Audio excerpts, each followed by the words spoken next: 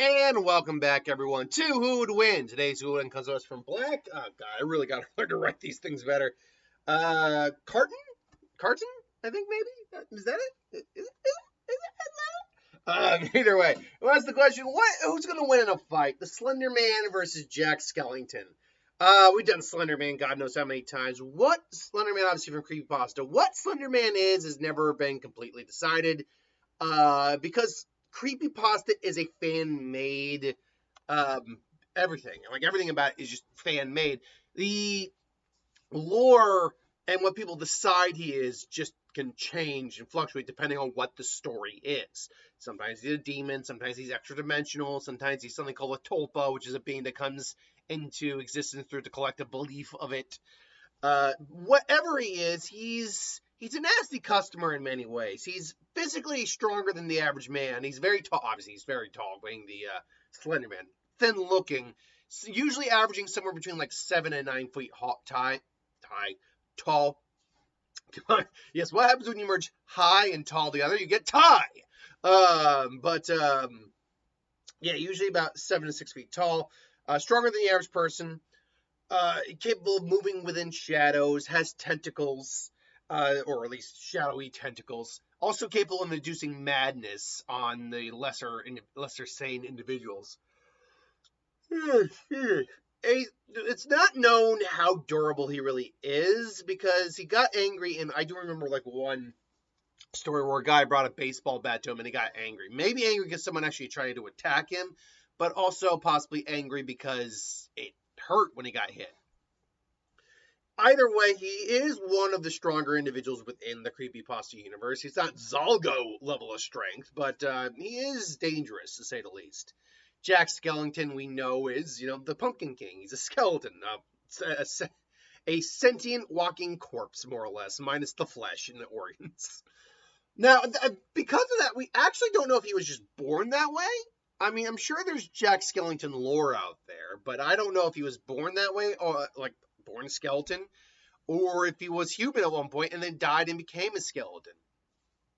But we know that there's a sequel book, and him and Sally have kids, so it's very likely he was born that way as a skeleton. Either way, though, he is the Pumpkin King. And he just can't wait till next Halloween. I'm not going to start singing now, because he's got some new ideas. Like, we'll really make him scream. Anyway, Jack, if we're just looking at the movie, Jack actually doesn't have a lot going for him in terms of a fight. He's a skeleton. He's lanky, agile. He's also very intelligent. But he just really doesn't have much going for him in terms of a fight other than that. He's not physically very strong. At least no stronger than someone of that build. But if you go into the game, and I'm not talking about Kingdom Hearts, I'm talking about the actual game they did, the sequel game where Oogie Boogie comes back. He actually is capable of using a lot of different forms of magic. Elemental magics, elemental magics. I'm trying to think of some of the other. I know elemental magics were a big thing on that one, but so, yeah, he's capable of using magic. Is what I'm trying to get at.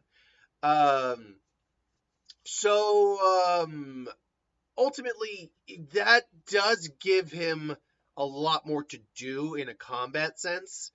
Now, that being said, is that enough to overwhelm, say, Slenderman? I'm gonna be honest, probably. Slenderman, for all of the lore on him, is, again, one of those beings I like to compare to, like, Pennywise. Where if you take them out of their world, where they're one of the top dogs, and throw them into a world that has far greater, like, power levels and power structure systems, you get into a scenario where they're actually not that powerful.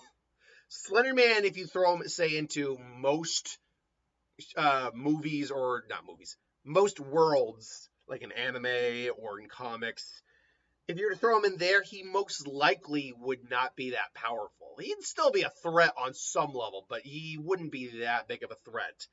And Jack, when you factor in all the magic he had to use to fight Oogie Boogie in the game, would probably fall under that umbrella of worlds.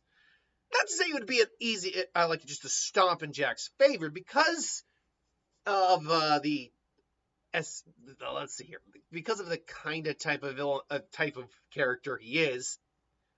Depending on how you define the type of character he is, Slenderman should still be able to, like, meld with the shadows, disappear, fight, teleport, all that. Use use tentacles to kind of attack Jack physically. So it isn't, say, a straight fight for Jack. He would have to be a little bit clever. But because he does have magic that can just, straight hurt the Slenderman, I would assume, I would probably go Jack. And on the fact that being a walking corpse, or a skeleton, basically being the living dead in many ways, means that he's not going to be susceptible to some, like, madness inducement abilities that, say, Slenderman has. He's not living, so he's not. It'd kind of be like if he went up against Pennywise, which I'm sure it's a fight I got written down somewhere. Like the deadlights wouldn't work on Jack Skellington because he's a skeleton. He's not a living being. And the deadlights specifically only work on the living. And likewise, Slenderman going against Jack means some of his, like, more psychological based abilities probably won't be effective. So ultimately, I would probably side with Jack Skellington in this fight if we're allowing his game abilities, where he's capable of using magic to attack his opponents. Otherwise, I would probably just go with Slenderman on this, because Jack, even though he's dead, doesn't really have any combat abilities he can rely upon. But this is just my opinion. Let me know in the comments below what you think. Thanks for watching, and I'll see you next time.